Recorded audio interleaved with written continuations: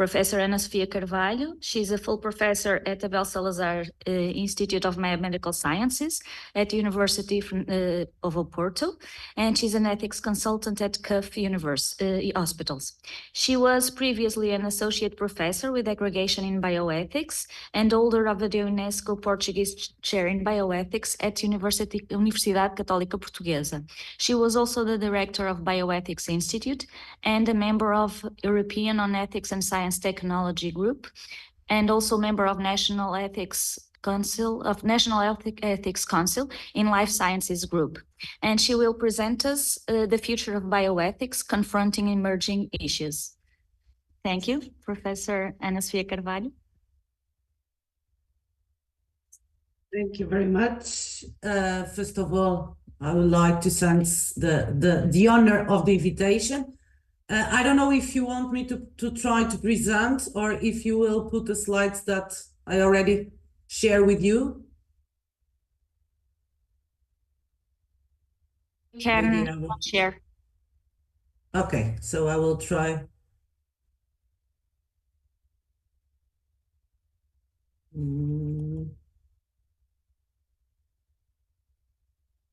It's not easy to share. Okay, I think now it's working. Let me share this.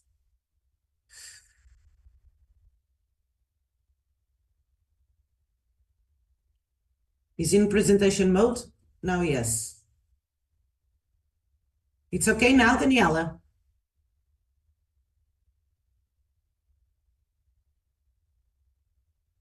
Yes, we can see. Yes? Yes. Okay. So I will start. Once again, I'd like to thank the honor of the invitation. And today I have the pleasure to have two honors. First, to be here in the conference and to be invited for such an important event, and also to share the table with my friend Paolo Parini. I've been working with Paolo, I don't know, for several years. It is really a pleasure to have you here in a conference in Portugal. So let's start. The title of this communication is The Future of Bioethics, Confronting Emerging Issues. However, the ethical issues have been emerging due to a paradigm shift in the world. Paradigm shifts come along maybe once in a generation. They create profound realignment across the globe, across industries, across economies, and across population. This 21st century pandemic has been forcing us to redefine what and whom we value, how we govern, whose opinions we listen to, how we view facts, science, medicine, and even our relationships. At the same time, and with unprecedented velocity, the adoption of new age digital technologies is transforming healthcare deliverable and forcing another paradigm shift. As a society experience accelerating change and so disrupting paradigm shifts, we are so desperate for anything that stays constant. The things and process that provide a sense of steady normality, because everything seems to change all the time. Most people are not used to this type of critical thinking needed to navigate a constantly changing environment, and they need desperately references. That's why ethics is so important and indeed could be an essential path to foster a better future. Therefore, I would like not forecast, but try to discuss the way, in my opinion, we could aspire to be better human beings that could contribute to a better future. So let's start to dive in ethics. Let's start by its definition. That it's important because you will see that my definition in ethics has not so normal. So ethics is indeed a branch of philosophy that is concerned what is right and what is wrong, what is good and what is bad. It examines what is good and what is bad, what is right and what is wrong, in a way that people should live a good life with the others, and that is my concept that is not quite consensual, not only with the others, but also for the others and in just institutions. And that is why I always want to give you my opinion and my definition on ethics, because this definition of living life with the others and for the others in just institution is much more it's much more exigent than the normal ethics definition. So as such, ethics may also advise us how to organize our communal practice and support us in our attempts to create just institutions and systems. The branch of ethics that answers the question, what should I do, is normative ethics. Normative ethics focus on providing a framework for ethical behavior in practice. Three frameworks in normative ethics are consequentialism or utilitarianism, that is not, it's more normal, deontology and virtue ethics. In consequentialist ethics or utilitarian ethics, the moral quality of the action is determined by the real expected consequences or results of an action. So, utilitarianism, probably the most famous branch of consequentialism, holds that an action is ethical if it produces the best results for the greatest number. Deontological ethics focus on the principles, norm, and codes. So actions are considered good if they comply with relevant rules, codes, or guidelines.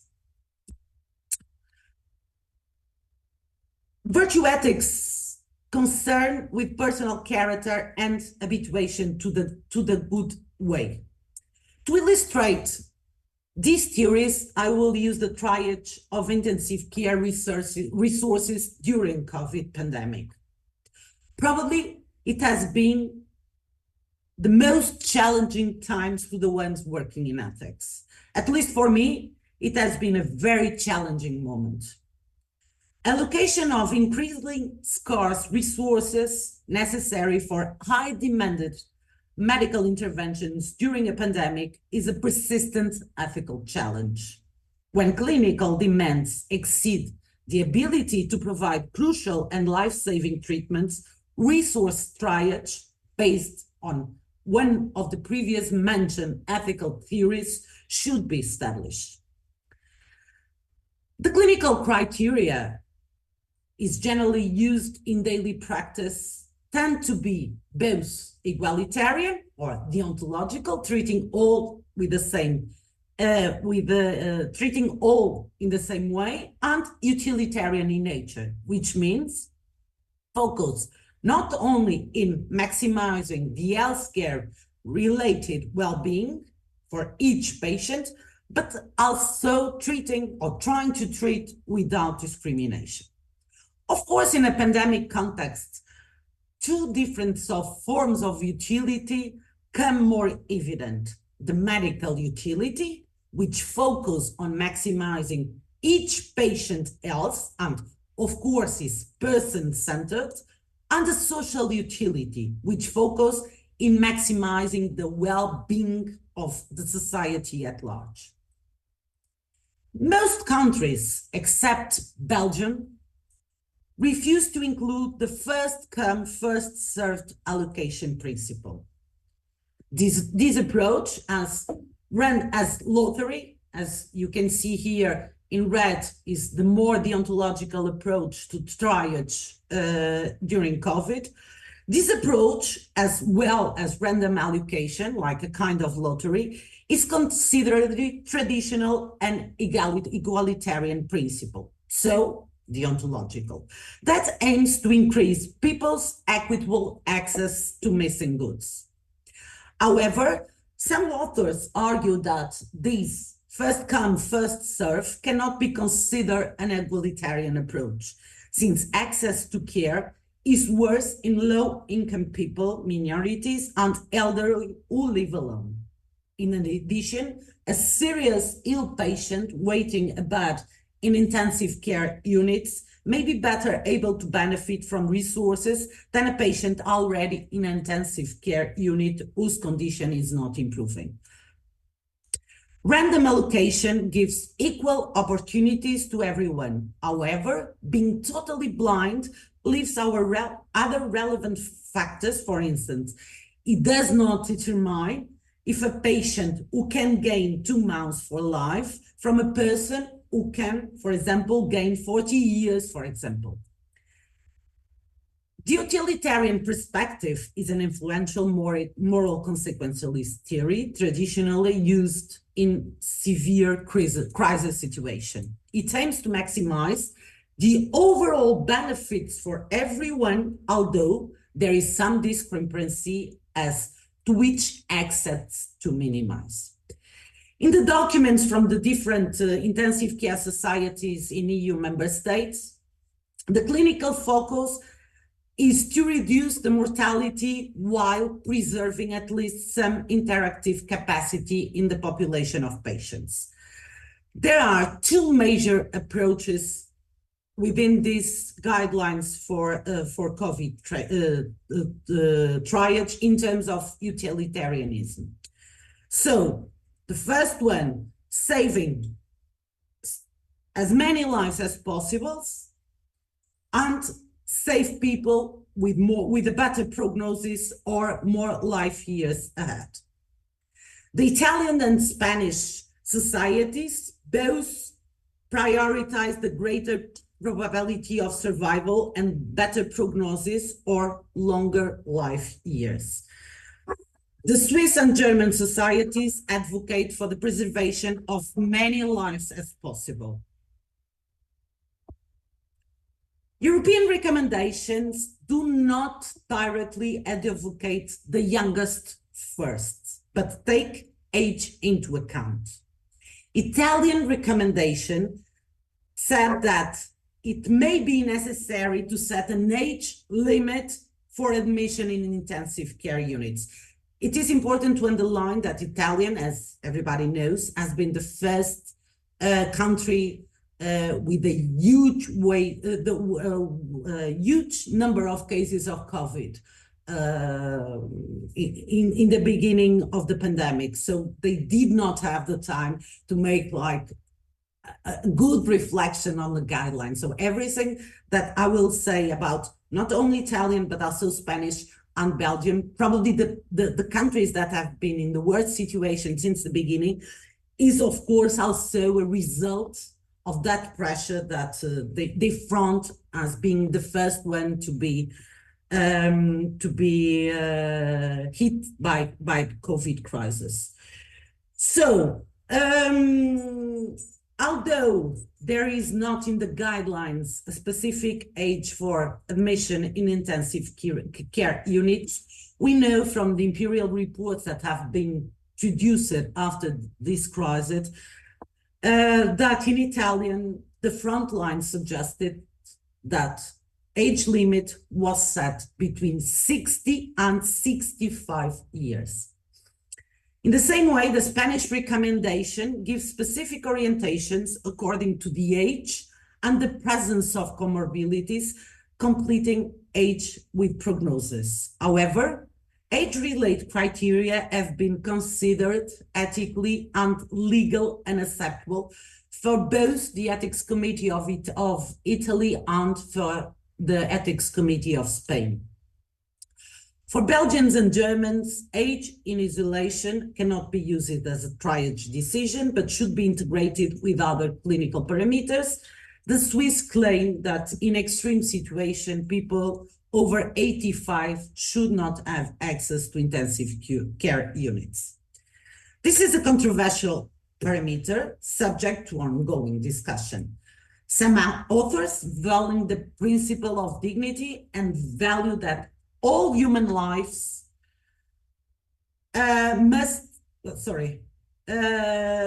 principle of dignity and value of all human life, and argue that prioritization must not be based on patient chronological age per se.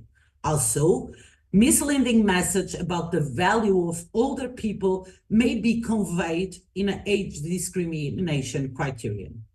Other authors concerning it is right to prioritize younger patients as age played a role for decades in limiting access to care, especially when rationing life-saving treatments like dialysis, organ transplantation, and so on. The fair winnings argument favor the youngest patients, who should have the opportunity to live a life of certain duration, and that would be cut off too soon. There has been a public support for the use of life cycle principle in extreme crisis decisions, although never as a primary nor sole criterion. The idea was to give each individual equal opportunity to live through the various phases of life-preserving intergenerational equality. In my view, virtue ethics are essential and effective way of discussing not only utilitarian criteria, but also deontological elements in ethical decision-making. A virtuous person possesses the discernment to identify actions that contribute to the common good with a specific situation. They can also navigate the middle ground between rigidity adhering to the rule and disregarding it entirely. They know how to apply rules appropriately to the circumstances at hand. Unfortunately, current policymaker often fails to cultivate the virtue of prudence. This results in a lack of learning from past mistakes.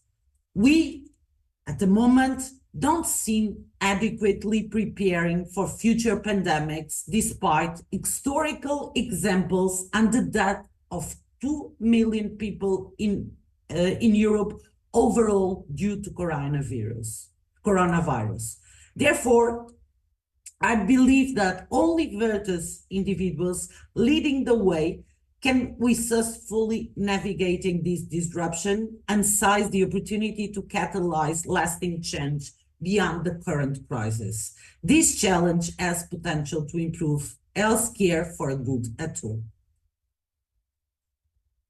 Digital health, that I know that Paul will focus, may allow medicine to be more person-centered, to change the focus from the disease to the person with the disease. But for that, we need persons that know how to behave.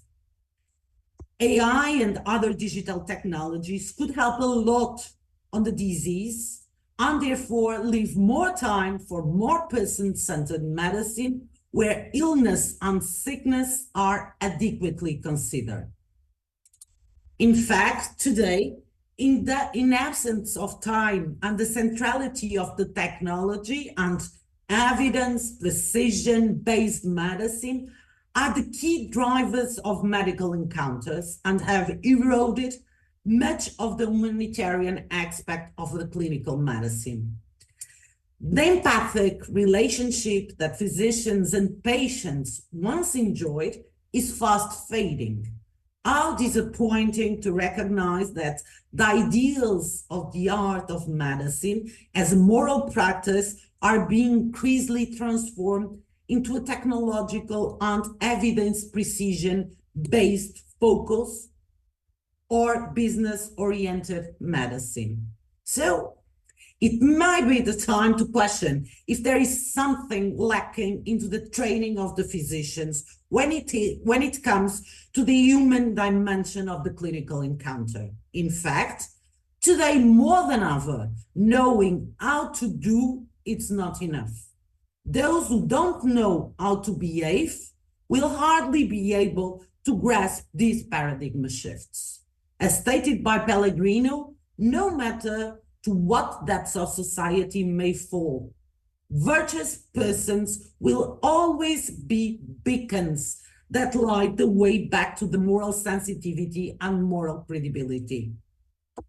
So, to finish, is now consensual that indeed the need for manual and physical skills, as well as cognitive ones, and we know that with all these chat things, will decline.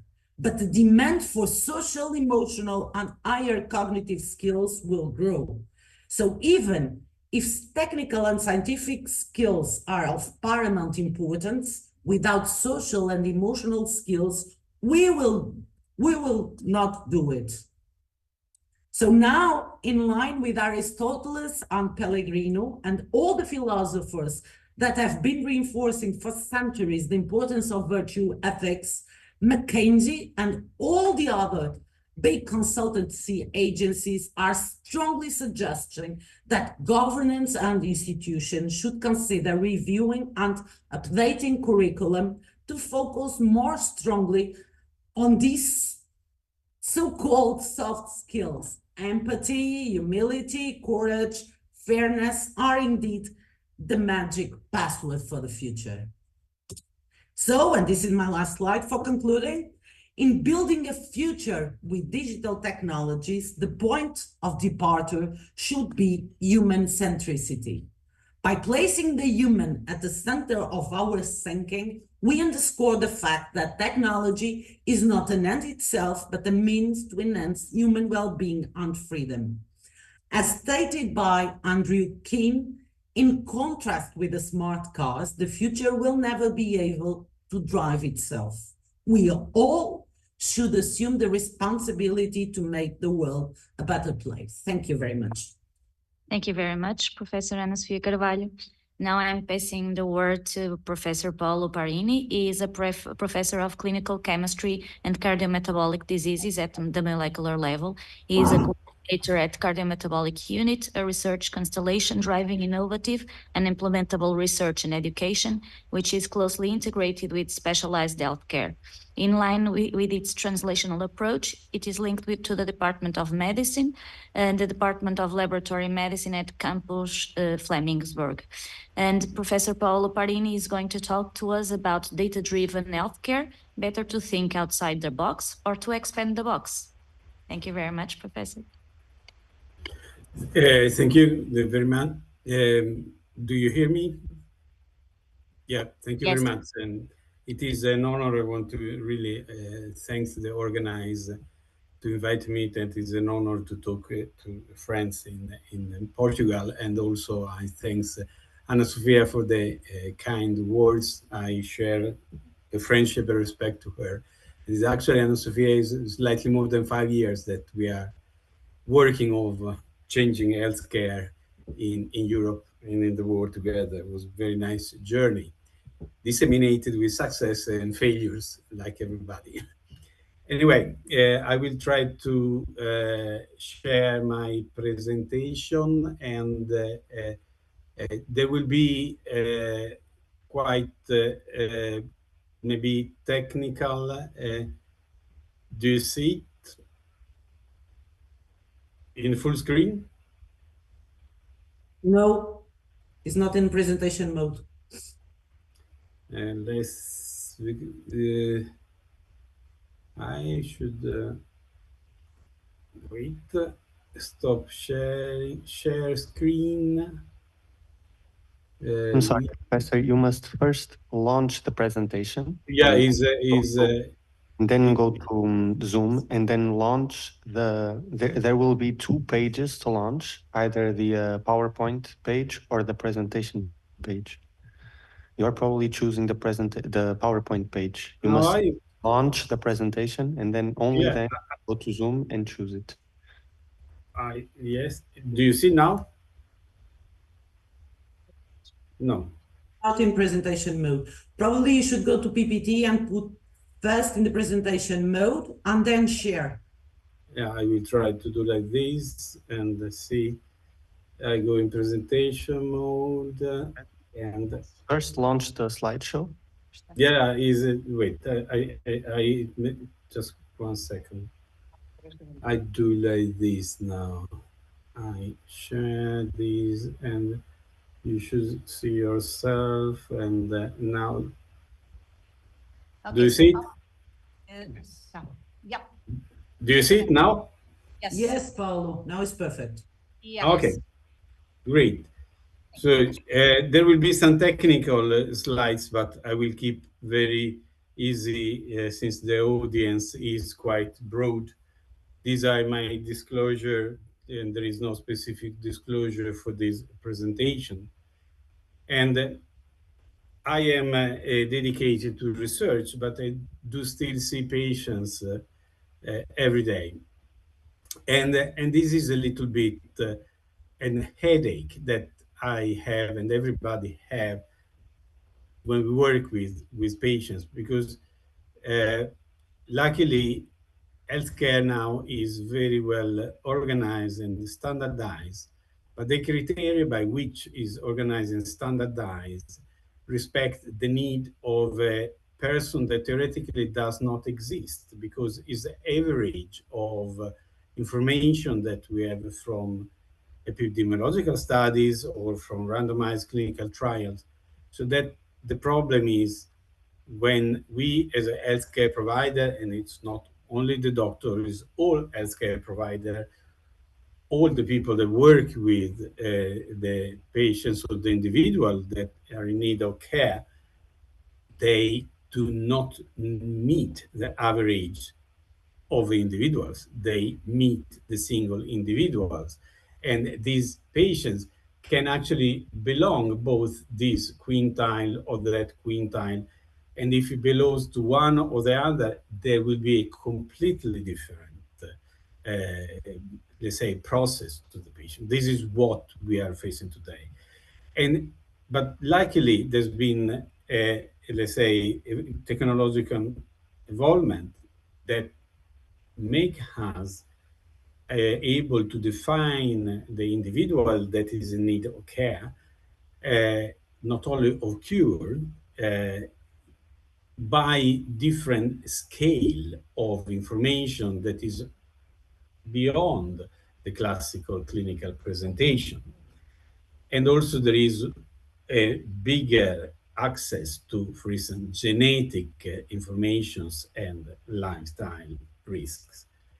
But there is a problem that we have organized medicine in a way that is use reductionism. So medicine, the actual medicine that we offer to patients is reductionism in practice. And reductionism is trying to explain things in a relatively simpler way.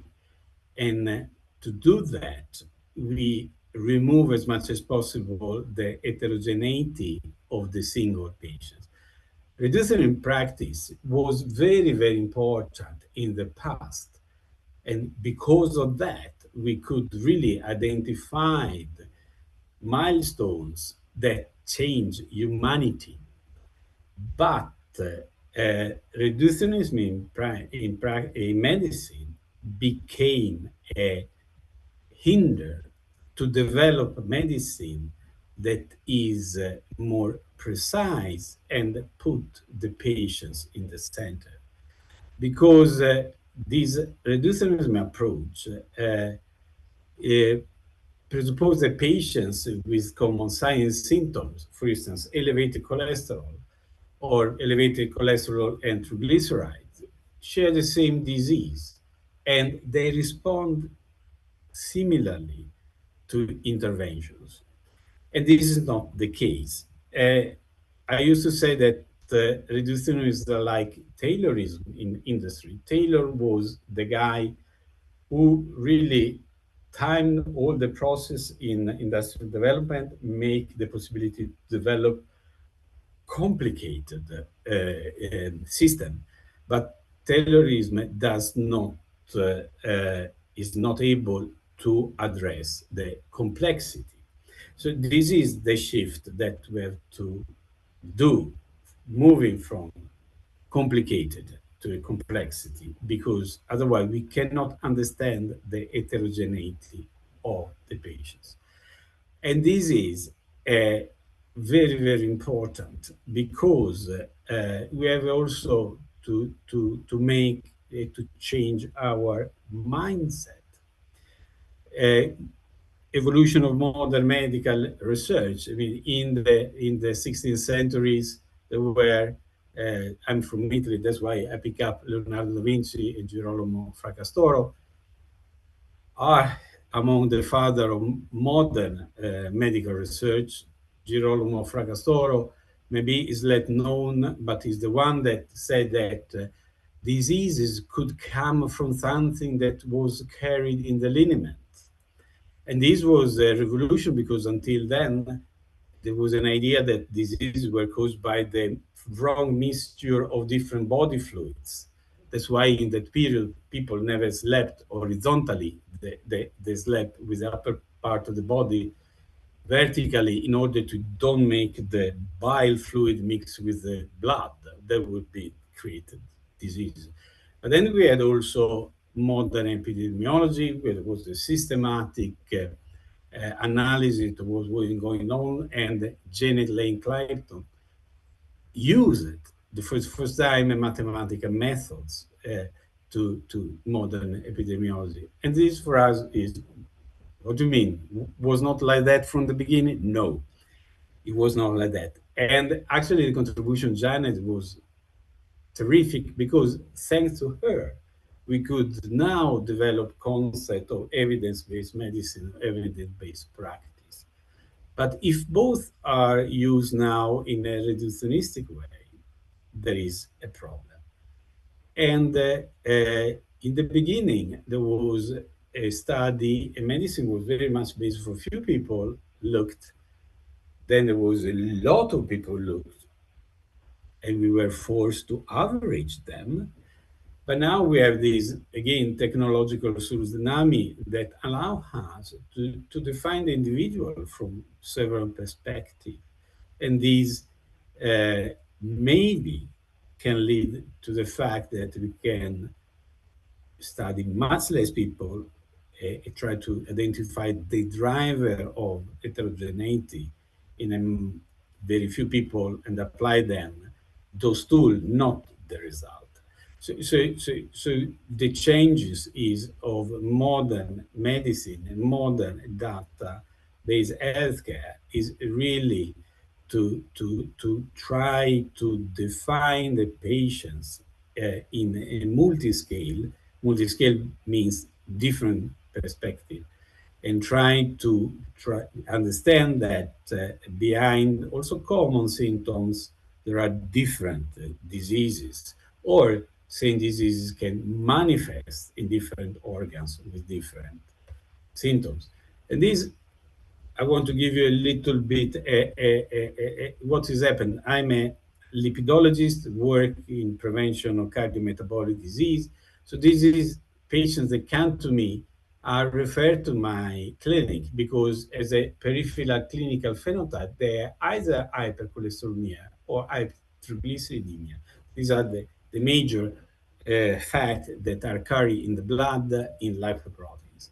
But as you can see here, how is structured the medicine today is structured by medical domain, endocrinology, cardiology, pathology, nephrology, and is structured by ICD-10 codes, and is structured by say definition of disease entities that again reflect the reductionistic approach that was extremely important in the past, but then today is a limitation. Because actually, this person, if I put a person in the middle, is the same person. He can have a combined hyperlipidemia, but he can have also not only myocardial infarction, can have diabetes, he can have liver fat accumulations, all these problems. Because actually today, and especially in aging population, that is occurring all over the world, but especially in this part of the world. Today, we are facing a concept that is called comorbidity. So, but and that is something that we have to try to eliminate this barrier, but especially eliminate this barrier from a conceptual level and a mindset level. So the big challenge is really today from complicated to complex. To give you an idea of what is a complicated thing is the mechanism of a watch. If you open the watch, you let's say mechanic watch, you look a lot of machinery and people get scared. But for each kind of movement of each single wheels, you get always the same results. So it's only to understand how to approach the complicated things. But patients are complex because complexity means that I can move a wheel here or there, not necessarily the result will be the same. And that's why a way of integrate all the information, I try to untangle this complexity. A way now that is more and more popular how to integrate health data is to look at data and represent them in a network of interactions with the concept that patients are unique, with the concept that they do not share the same disease phenotype, even if they have pathophenotype, sorry, even if the same clinical picture. Also because now we have to understand that the majority of the treatment we do are treating the symptoms rather than the mechanisms. And that's why it's important to understand more the mechanism and the different mechanisms they have, maybe common symptoms, to make tailor interventions. The artificial intelligence, AI, really is something that help us in doing that, in integrating the data that we have available. Today, the majority of the AI application is artificial neural intelligence. So it's a, let's say, a slightly easier form of artificial intelligence because it is designed to perform specific tasks. Let's say so it has a high degree of human supervision and definitely totally dependent on human in the loop, where there are either other level of artificial intelligence like AGI. AGI is more a kind of theoretical AI part of AI. But when we are talking about AI, we have to understand also that the future data-driven healthcare is not only regarding understanding to make a more patient-centered prevention, precise diagnostic, precise treatment, but it will also be very important to make more healthcare and giving more care with the less people, but not that we are going to fire people because there is AI, but because today healthcare is in deficiency of people.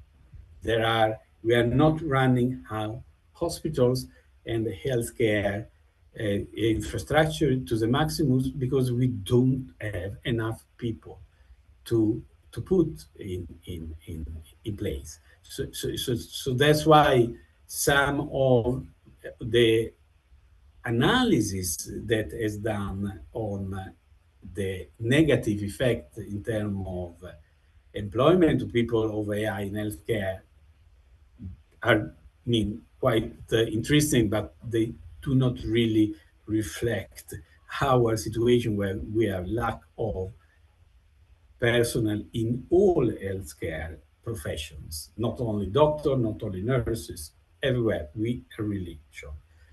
But also, AI can boost in something that is very, very interesting.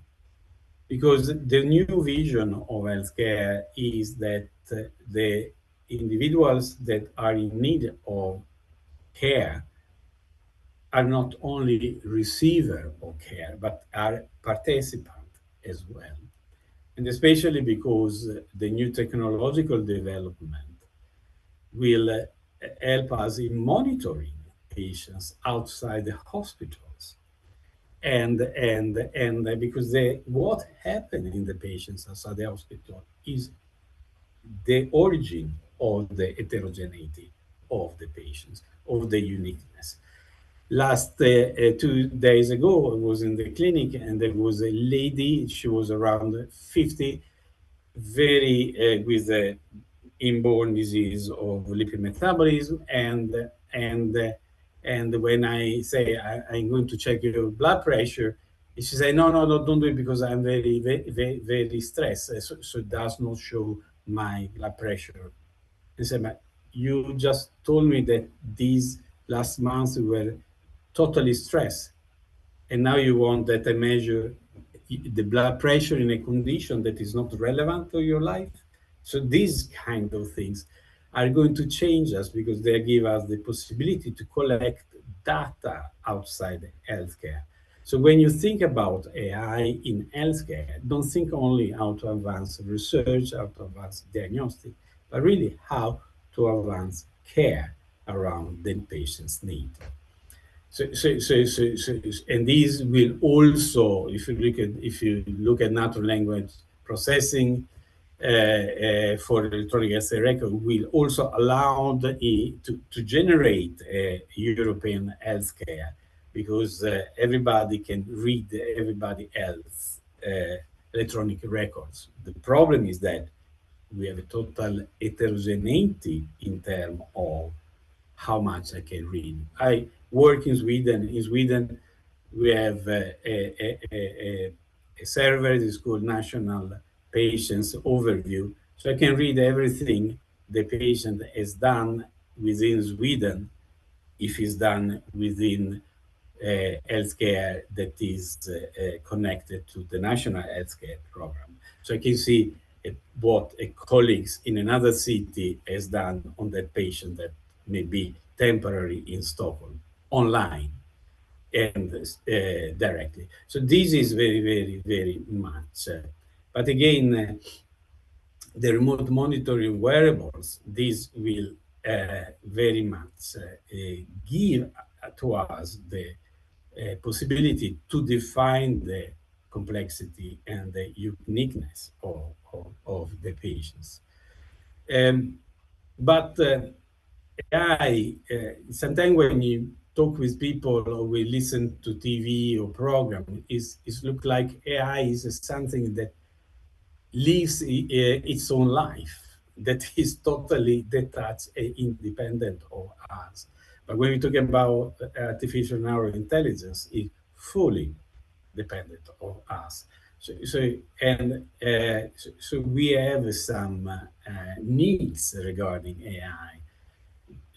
Number one is the explainability of the AI, because if I don't know the fundament of AI, because AI does not tell me the truth, it tells me what I have defined to be the truth, or what I define are the credible sources to give me the truth. And AI is extremely, if not protected, fragile to let's say so, intervention that are tailored to destroy the truth, let's say so. And so far also AI require quite a large amount of data. And every time that you say large amount of data, then connected to one big problem is the quality of data, and another big problem is how data are standardized. And especially if you're looking at healthcare, there is no, let's say so, there is quite a variability in how we introduce the data. For instance, when we use ICD-10 code, do we always use in the same way these codes? No, unfortunately not. And again, AI, since it reflects what we, how we build our, the fundamentals. The fundamentals are the rule on which AI work, are very much also prone to bias and incorrect information. So these are something that we are facing today. But it is AI a reality in healthcare today? Yes, at least very much. We already use a lot of AI in a way that people did not know before the AI now became so popular as a term. But this is also very much used in an advancement of medicine. This is a European project that is coordinated by Professor Harald Schmitz from Maastricht University. Anna Sofia and I are a partner of that. And this is to give you an idea here, by integrating all information of data at molecular level and using network analysis, can be distilled mechanism for which we will use to understand which patients will respond better to the interventions. So we do a kind of mechanism-driven therapy.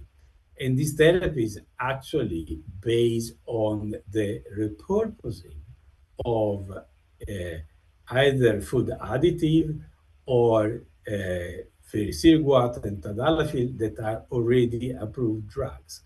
So giving us the possibility, number one, of this kind of advanced approach to shorten the time from discovering new drug to implementation, because we are not discovering new drug, but we are using drug already approved for human use to a better treatment, and to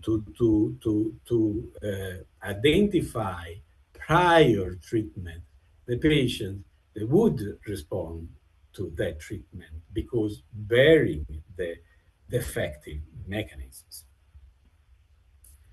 Another thing that we have started now in to which Karolinska Institute and Karolinska University Hospital, where I come from, this is another European project under the coordination of Professor Jan Baumbach from University of Hamburg. It's called Diabetes. And here we are going to use to create virtual twins. And the virtual twins is simply a model that will tell me in a new diagnosticized patient with diabetes, which kind of treatment or treatment packages have the most likelihood to give the best effect. And we will do that by integrating real-world health-related data, not, I want to underline, not advanced research, health research data like genome-wide sequencing or single-cell RNA sequencing, because we want to create model that goes and are based on what we have currently in the hospital settings. And then, of course, later on, we can implement with more and more information. But in doing that, we don't create common repository of data, because we will locally create algorithm, AI model, that will be then centralized. So we are not going to share the data like it was done in the past, but we are going to create what is called a federated data analysis platform, and where the local model. And of course, the local model are biased, we say, enriched with information that are typical of that local model. But putting all together, we believe we will be able to generalize and get tools that then will be retested locally and improve every time. But why there is such a fear is AI.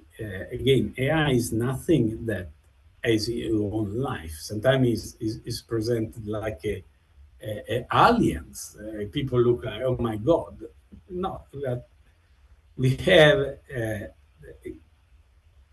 not to be afraid of that. But we have to, very, very important, to think that we who work in healthcare and work directly with the patients, we really should strive to enlarge the box and not think out of the box. I mean, think out of the box. I heard with, oh, you have to think out of the box. You have to think out of, no, wait a minute.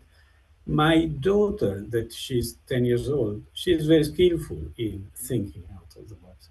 And you know why? Because everybody, every time she get a Lego assembly kit, she open it, throw away the instruction, and build her own version of what there is inside the box. That is thinking out of the box.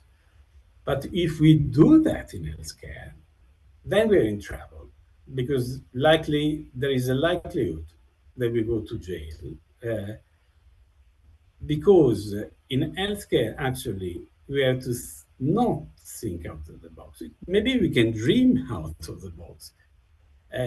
Yes, that's fine, but we have to think how to enlarge the box, because how we need to enlarge the frame of deontological rules we have to refer to. Anna Sofia, she's an expert in ethics. I used to say, and apologize if I say this is not correct, we have to learn how to navigate consequentialistic ethics, meaning that sometimes we do not know a priori what will be the consequences of our actions. But if we keep the compass, the direction always having as interest the patient that in front of us, that is a good way, I say, to enlarge the box. And especially because if I enlarge the box, I do really create real innovation. Innovation is what I can implement in everyday life to change something. Because what we need is really immediately translate instruction in real life. Otherwise, we create a lot of discovery, and the only innovation that we do is a nice academic career for people like Anna Sofia and I as a professors. But in the everyday European citizens, very little arrive. So that is very important. But very much of everything that is related to data, healthcare, and related to AI ethics is really on data itself, because we have to have fairness, we have to have transparency of the data, we have to define accountability, privacy, security, inclusivity, human collaboration. Again, we have to have the human in the loop, at least initially, but always human supervise what we are going to do. And we have definitely public engagement, because this is more or less the how we also, this is reflect ideas and concepts that we have developed also together with Anna Sofia. It is how the future approach, we believe, could be tackled. But so we are discussing, when we talk about data, we're talking about ownership, who owns the data, who governs the data. But also there is a concept that is very, very important, that is custodianship and guardianship, meaning who is taking care of the data making the data fairly accessible and see that the data is of highest quality and the data are not corrupted by external influences that may drive specific interests that are not the benefit of the patients. Reducing in healthcare really lead to in precision medicine. Why now we want patient-centered care is a precise medicine because it reflects more. And here is, for instance, these are among the best sold blockbuster drugs. I'm a lipidologist. We look at like Crestors. To get a patient a benefit, I have to treat 20. Meaning that, and it's quite low level of what is called number needed to treat. But it means that in 19 people fails. Why it fails? Because likelihood this person reflect more the average of what we have done so far. And that's why another big challenge, and that also have a lot of ethical consequences, is that we should be aware that the majority of our guidelines are based on randomized control trials that are important. I don't say that we should not do any more those, but those cannot address the complexity. Because in order to be successful in proving that my drug is effective, I remove by very strong, strict inclusion exclusion criteria, I remove a lot of variance. So I select a very homogeneous group of patients that I never or very seldom meet in real life. And that's why later on, drugs do not perform as we thought they were. And that's why also here reflect some ideas, a concept of a future, let's say, clinical trial will look like, that also we have developed with Anna Sofia and a group of collaborators around a consortium, where the only inclusion criteria is by referral to the clinic. And of course, we want to have in that study patients that were above age of 8. And they were referral because of a medical problem. But all the other, apart the fact that the patient was quite in the end of his life, they were all accepted with all the other disease, with all the other, let's say. So we try to remove as much as possible those hinders that make us unable to, let's say, understand the heterogeneity and the complexity, and use a multi-scale reality, multi-scale with a reality of information that come from different, to reclassify the patient, identify the one that will maybe respond better to a treatment package. Because today there is only our patients that come to the clinic seldom has one drug. They have different drugs, especially these are tailored to cardiometabolic disease, where usually you have drug to reduce sugar, to reduce blood pressure, to reduce blood lipids. So we have also a new kind of approach. This is my last slide, and I want really to stress that very often when I sit here in the hospital outside, everybody talk about hardware and software to transform healthcare in healthcare, but forget the need we need to invest on brain. And that's why when I was asked to give a talk here, I was very, very glad, because these kind of congresses is a proof how to create a new brainware that need to we need to have to understand how to navigate reality with AI, how to understand the fundament of AI, to define the level of explainability of AI we require to guarantee transparency from all the actors. Because especially in a high, but like in the past, very much healthcare, you can have a lot of authorities and not all laws, but if you don't have responsible people, there will be a tragedy, and responsibility come with education and the right brainware or mindset. Because in the system, in the future, a system will not replace healthcare professionals, but the healthcare professional who can work and understand with AI will replace the one who cannot. And with that, this slide, I want to thank you for your attention. And in case I'm a sailor and come originally from the country from which Cristoforo Colombo comes, it's not neither Spain or Portugal, but it's Italy. But if you come to Stockholm, we can go out and discover the Swedish archipelago together.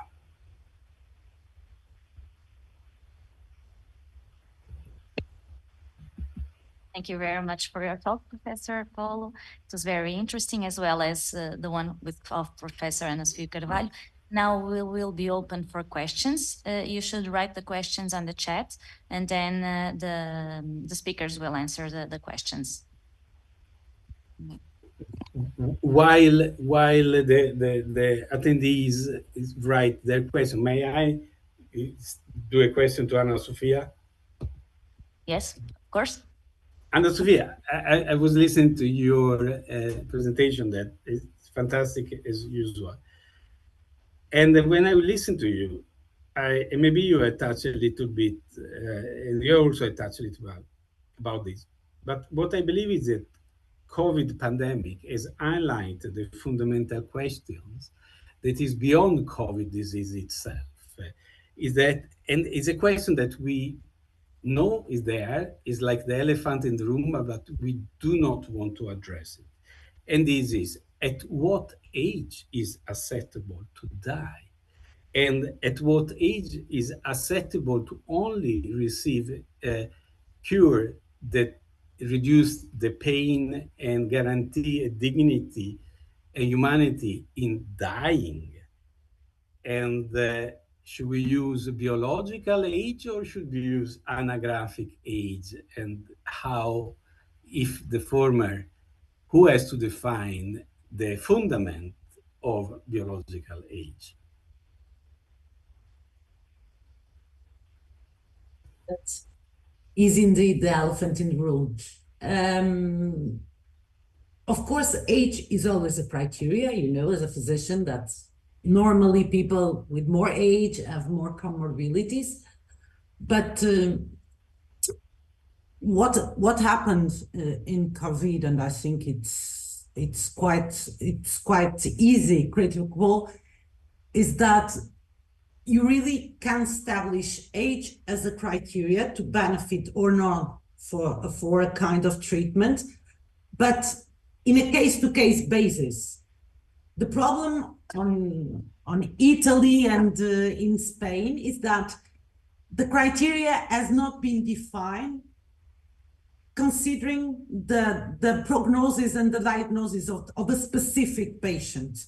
So setting an age limit for, and of course we understand that during that specific situation it has been difficult to set up ethical guidelines, but indeed the question is that of course you will need to establish limits, and probably age is one of the most fair limits, because theoretically all of us will pass and will have will be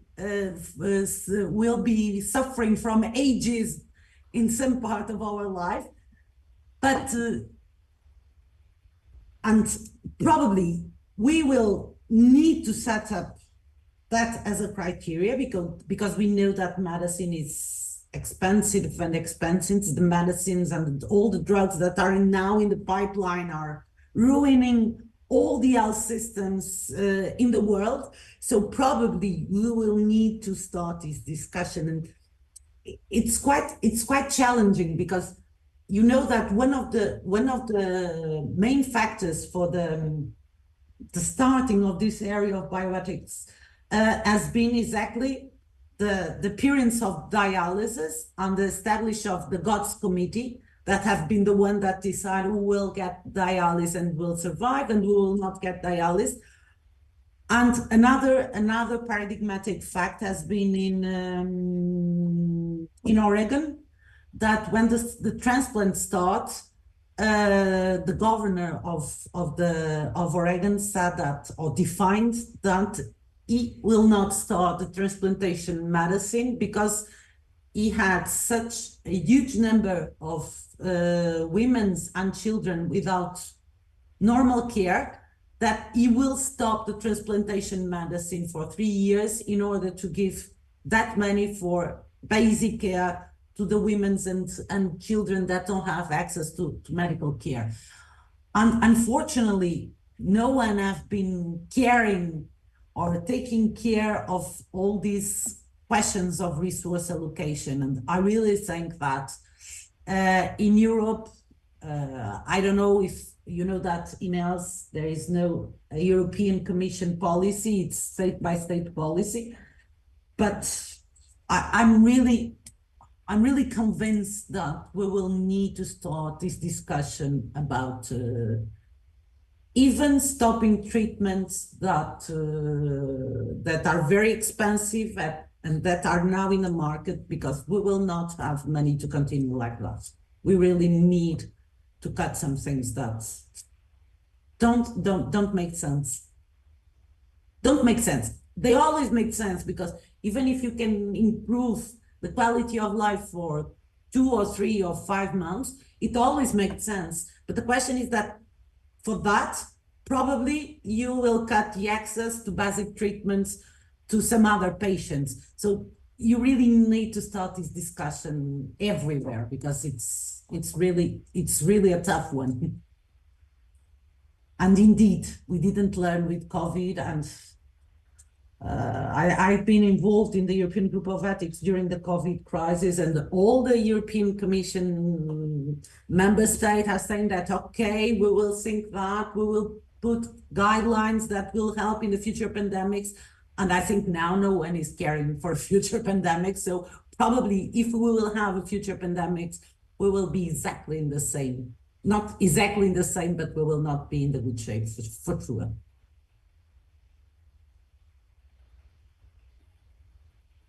Thank you. About what you've just said, I have a question. That is, how can we assure that the advancements in healthcare technology are accessible and beneficial across different socioeconomic groups? Because as you've said, there are several treatments that are very expensive, and we pay a lot of money for treating some people, and then we have the all other people that also need treatment, and we might not have money to provide them with the basic healthcare. And also, how can we ensure this with which strategies can we use to always put the human in the center, as you said, because the patient should be in the center of all healthcare that we provide, and all health education that we provide. We fail a lot while educating people on health. So what strategies can we have to promote all this? It's $1 million question. Yeah, you could start. Yeah. It's for both. Yeah. It's for both, because you're both involved in yeah. this. I do have 2 hours time now, and now we really put gasoline on the fire. Honestly, I think is going back.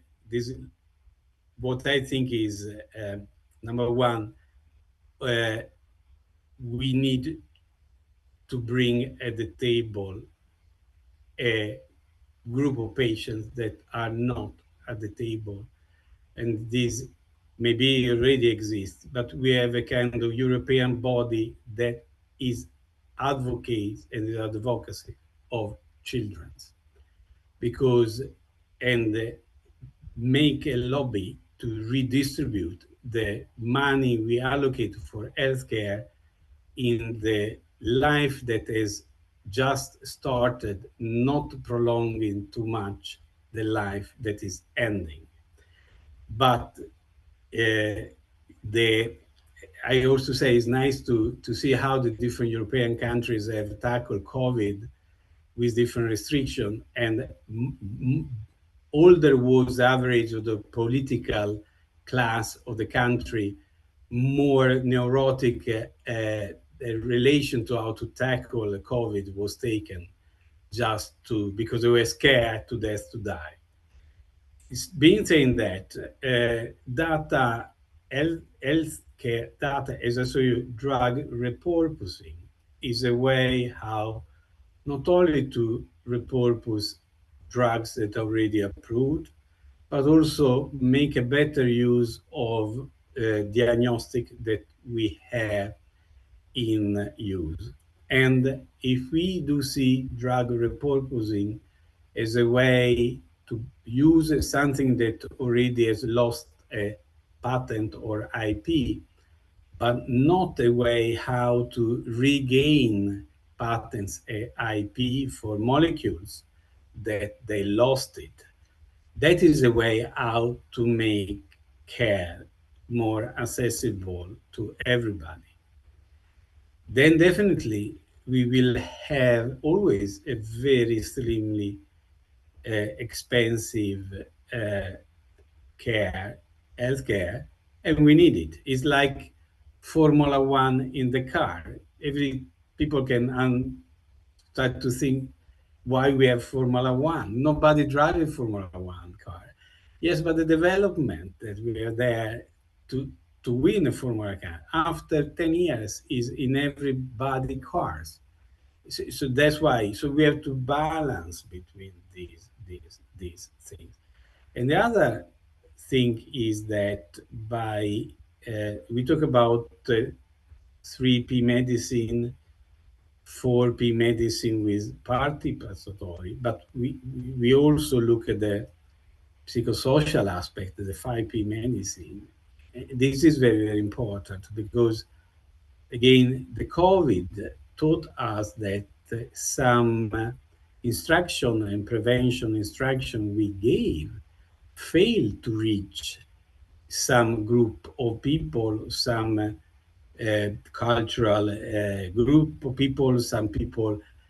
So that is also the challenge of the complexity of care, because there is no a standard human being in this world. There is always a myriad of human beings.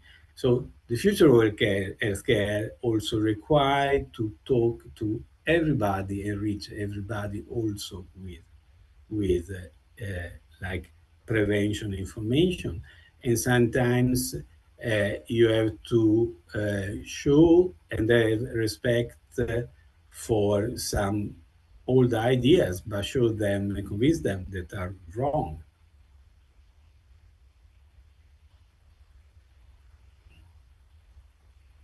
I may add something. It's obvious a very difficult question to answer, because we know that we have very expensive treatments, and in Portugal it's very paradigmatic, and it's always strange to see that you are treating persons with the most expensive immunotherapy compound in oncology, and when you are looking to the people in the waiting list of even urgent psychiatric consultation, they have to wait 3 months, 4 months for an urgent consultation in a psychiatric physician. So it's kind of unfair distribution of resources between population, but it's also a question of bad organization within the system. Because I'm really convinced that if you change your approach as a physician to a person-centered approach, probably you will save a lot of money, because you will not prescribe the same thing to patients that probably don't need the same thing as the other patients. So probably you really, if you practice a person-centered care medicine, probably you can reduce the number of diagnostic tests, the number of analyses, and probably be more assertive in the type of medicines that you are prescribing to patients. So probably the best strategy for now is to look into the system and to see that if this lack of time are not spending so much money because you really don't have time to talk, you don't have time to listen the patient stories, and you are prescribing like a standard of care for patients with different needs and different expectations regarding the way they are interacting with the system. And probably that person-centered care approach will save, for at least in the first phase, some money. Completely. And also because many times you prescribe the drugs to the patient, but you don't have the time to explain to him how important it is for them to take and why you should take them. And then what you have is people that go to the pharmacy, get their medications, but then don't take it. So it's an expense of money that won't be helpful for anybody. So it's really important to put the patient on the center of the care and have the time to speak with him and to understand and let him speak, because it's been proven that usually the doctors only give around 20 seconds for the patients to speak on the beginning of the appointment, and that's before the first interruption. So we really limit the possibilities for the patients to explain how they feel, what their worries are, and as it has been said by several thinkers, usually the answer is in what the patient tells you. So you must listen to the patient, and many times you have the diagnosis if you listen to him correctly. Then I also have another question, more for the presentation of Professor Paulo. I really enjoyed when you said the brainware, that we have to have the brainware when you're using AI, and then the transition to healthcare. For that, we must provide educational programs, because technology is really advancing at a rapid pace, and sometimes you don't have the time to do the correct education of healthcare professionals. And I was wondering if you have any idea regarding how we can develop this type of programs ASAP, because technology evolves very quickly, and we must be able to provide both the new ones. The students are already involved in this kind of environment, but we have elder physicians, elder nurses that are still going to do healthcare practice for quite some time. How can we integrate them on the short educational programs to provide them with the tools to understand and use these tools the best way they can? Thank you. Very important questions. But also, if I may, 2 minutes on what you said is very, very important. Talking to the patients and explaining the patients at least why you are doing what you are doing, and I actually the patients that I follow most, they can pass examination lipidology after 2 years they meet me, because every time I really try to make them understood in a basic way the pillar of what we are doing. But here also the technology can help us in allowing the patients to inform us of their needs, of their experience just before they come to us. It's like a flip class organization, because if we use all the technology in the right way, and we ask the patients to fill up reports or questions, so we already have what and when we meet. we can work more effectively. And actually, I guess it's the same in Portugal. In some, at the Karolinska, we have some open clinic where the patient in the waiting room, they sit around the computer, and already there they feel some information. But actually, they should be able to do it in a way. The other thing is this one.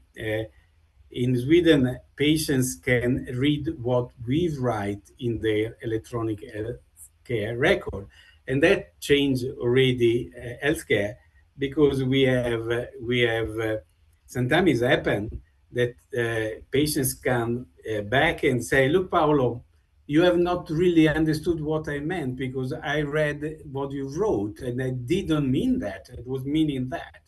So that's why is how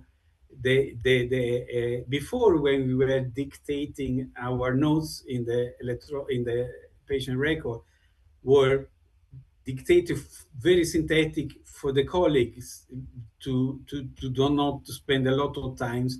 Now we dictate knowing that our patients, they read them, so they should be understandable and they should be accurate and reflective, because you definitely, to make a patient-centered care and a precise medicine, you have to listen the patients, not go with already like a systematic, like Taylorism in medicine.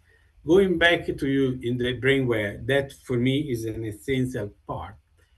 And honestly, the best way is, let's go back to the root. When we have to form healthcare professional, we have to, let's say, for people that has a wide, broadened cultural arena, we have to go back to put in our educations concept of philosophy, concept of psychology, concept of mathematics, concept of the modern curricula that I see in healthcare, especially for the doctors, will pull out everything. And I used to say, the new generation, if they themselves has no curiosity, they are artisans of medicine, but we need the artist of medicine.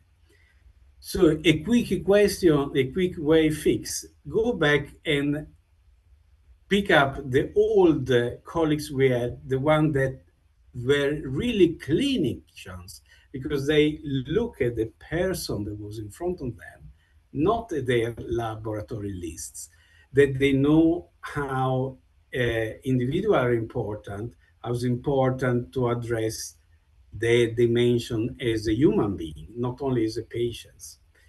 The other thing is again, a little bit going back how university was organized in the past, that independently by which line of university were taking, you had 1 or 2 years of general education for everybody.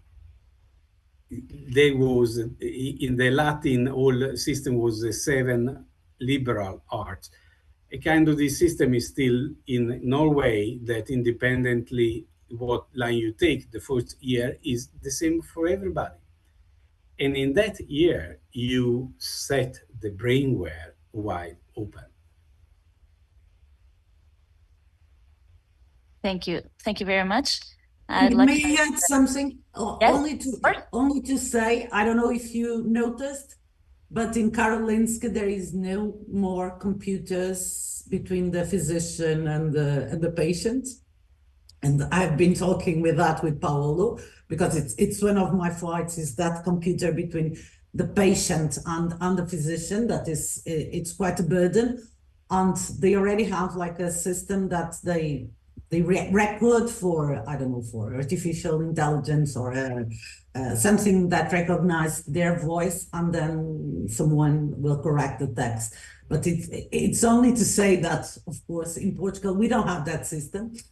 And we are very jealous about the system that you have in Karolinska. And about training, of course, you need to train in the digital competences, everybody. But you know that, I don't know, 1 year ago, every consultant company, Deloitte, McKinsey, and everything are saying that, of course, you need to have digital training. All the people in the field of work, even the elderly ones, should have digital training. You know, you should learn how to code, the basic principles of coding and everything. And now, due to the large language models, everything changed, because the large language models could done coding for us. So you really don't need to learn code. You need to know how to ask a large language model to make a code for you. So of course you need to have some basic concepts of digital competence, but as I reinforce in my presentation, you really need to have a set of skills that will enable you to navigate in the future that is completely uncertain. We know that in 5 years, 25% of the jobs will be different from the jobs that we have today. So if you are only training technical and scientific skills, people will not grasp the future of work. So you really need to have people that know how to think, know how to be, know how to interact with the others, know how to have a lot of what we used to call soft skills that are quite important in order to navigate the future of work. Thank you very much for both your answers. I think this panel has gone pretty well. It was a pleasure to hear you and also to talk with you. And then we're going to finish our panel. There will be a lunch break now until 2:30 p.m. And then we will have panel 3, which will be democracy, social justice, and health systems.